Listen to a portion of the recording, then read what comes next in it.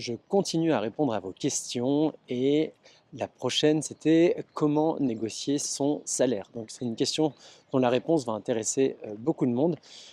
Négocier son salaire, c'est tout simplement essayer d'obtenir le plus gros salaire possible.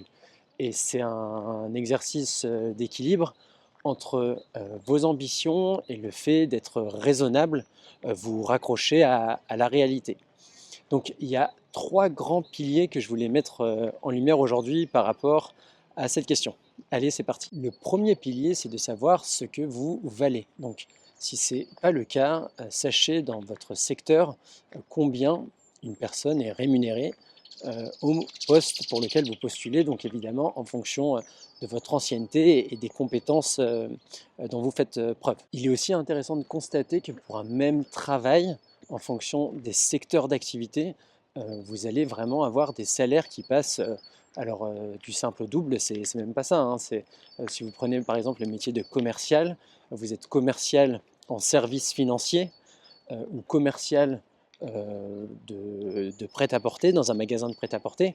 Globalement, vous êtes vendeur, c'est le même métier quelque part, même s'il n'y a peut-être pas les mêmes types de compétences et le même niveau de compétences, mais c'est le même métier, vous êtes dans des secteurs d'activité différents, les salaires sont clairement pas les mêmes. Donc j'attire votre attention là-dessus aussi.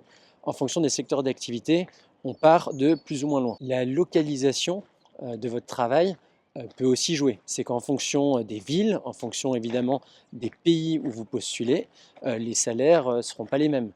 Pareil pour les horaires de travail. Si vous travaillez de nuit, clairement, il y a de fortes chances que le salaire soit vous soyez mieux rémunéré, que le salaire soit supérieur et c'est normal. Prenez aussi en compte les évolutions du marché de l'emploi. On parle beaucoup d'intelligence artificielle en ce moment et à juste titre. Donc posez-vous la question, est-ce que finalement l'intelligence artificielle ou la robotisation par exemple met en péril mon travail? Si vous pensez de manière objective que vous êtes remplaçable au moins partiellement, il y a de fortes chances que vous ayez moins de marge de manœuvre en termes de négociation et que à terme même votre métier soit menacé. Il y a des cabinets de consulting, notamment des cabinets de recrutement de ressources humaines comme Michael Page qui publient aussi des rapports sur les niveaux de rémunération en fonction des secteurs, donc ça peut être intéressant. Il y en a qui sont gratuits, il y en a qui sont payants, à vous de voir. Vous avez également des simulateurs de salaire sur différents sites. Je pense à Glassdoor ou celui de l'APEC par exemple, qui peuvent être utiles pour vous. En tout cas, allez chercher l'info vous-même parce que en fonction des offres d'emploi, les entreprises ne précisent pas toujours le niveau de rémunération. Donc il est hyper important voilà, de savoir ce que vous valez dans un secteur donné et pour le poste auquel vous postulez. Le deuxième pilier, c'est ne pas avoir réfléchi au salaire que vous attendez. Et quand je vous parle de salaire, c'est salaire avec un S, savoir plusieurs salaires en tête. Pourquoi c'est que en fait, vous allez avoir un salaire minimal en dessous duquel, pour vous, même si vous étiez recruté, on vous disait oui, ce ne serait pas bon, et un salaire idéal que vous pouvez demander de manière raisonnable, mais qui serait dans le meilleur des cas. Je vous donne un exemple chiffré. Mettons que pour vous, le salaire minimum pour être embauché, c'est 46 000 euros. Ce n'est qu'un exemple. Si c'est le salaire minimum auquel vous accepteriez d'être embauché, il faudrait demander quelque chose comme 52 000 euros. Pourquoi? Parce que quand vous annoncez 52 000 euros, quel que soit le montant d'ailleurs, il y a de fortes chances que l'employeur vous dise non.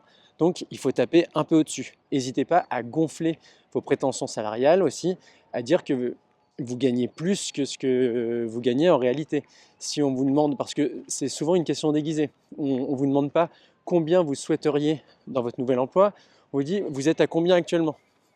Donc là, si par exemple vous, c'était les fameux 46 000 euros que vous accepteriez au minimum, dites que vous êtes à 46 000 par exemple, voire même un peu plus. Annoncez voilà, des sommes un peu au-dessus, 52 000 euros, vous allez tomber à 50 000, 48 000, ou en tout cas, vous n'atteindrez pas les 46 000, et si vous les atteignez, ça partirait loin de ce que vous avez annoncé. Donc, a priori, vous pourriez obtenir des choses sur d'autres sujets. Mais n'annoncez jamais le salaire que vous souhaitez, parce qu'il y a de fortes chances que dans la négociation, ce soit tiré à la baisse. C'est normal, c'est le jeu. Donc, ayez en tête le salaire minimum auquel vous accepteriez de travailler, le salaire que vous visez, et vous annoncez un salaire un peu au-dessus, et si on vous l'accorde d'emblée, bah écoutez, tant mieux, c'est génial, bien joué. Juste un petit point par rapport au salaire, là aussi, pensez à votre vie, votre contexte personnel, vos projets. Si là, vous voulez acheter par exemple un appartement, ben, réfléchissez. Plus vous avez un gros salaire, plus votre capacité d'emprunt sera élevée à la banque. Ayez en tête votre contexte, c'est hyper important parce que ça va vous motiver et vous donner entre guillemets la confiance de demander en toute légitimité un salaire supérieur. Assumez aussi votre qualité parce que vous avez des compétences, vous amenez une expérience, vous amenez peut-être des clients, votre réseau, voilà, peu importe, c'est propre à chacun. C'est normal de demander un salaire à la hauteur de ce que vous allez apporter à l'entreprise, pas de complexe par rapport à ça. Le troisième pilier, c'est de négocier son salaire en ayant en tête ce que l'employeur peut potentiellement accorder ou non. Je m'explique, c'est que forcément la société dans laquelle vous postulez connaît une dynamique de croissance ou des temps compliqués, et forcément ça va changer la donne au niveau de la négociation de salaire.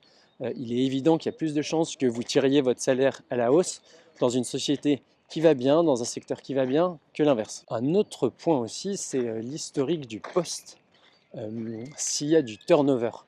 Ça peut être hyper intéressant à le savoir, c'est que s'il y a beaucoup de turnover sur le poste que vous visez, eh ben, ça vous met en position de force, puisqu'ils recherchent urgemment quelqu'un sur les postes et depuis quelques temps. Pareil, si le poste est ouvert depuis longtemps, bah, là aussi, c'est clairement un avantage pour vous.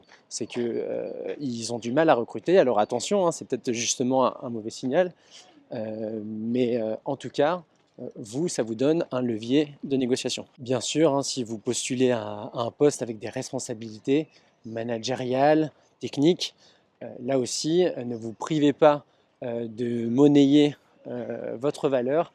C'est normal que vous soyez rémunéré à la hauteur de vos responsabilités. Pour conclure, gardez en tête que négocier son salaire, c'est la conséquence de deux choses.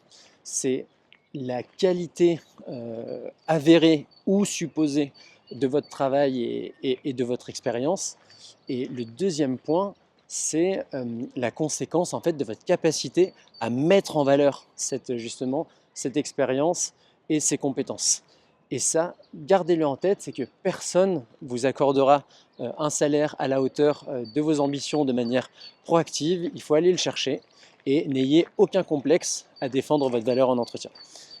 En tout cas, si vous êtes en train de vous poser ce type de questions, vous cherchez à être augmenté, vous allez négocier votre salaire en entretien d'embauche, je vous propose mon super pack job de rêve en description de cette vidéo. C'est gratuit et je pense que vous pourriez obtenir 2-3 conseils intéressants par rapport à ça. Je vous dis à très bientôt. Ciao!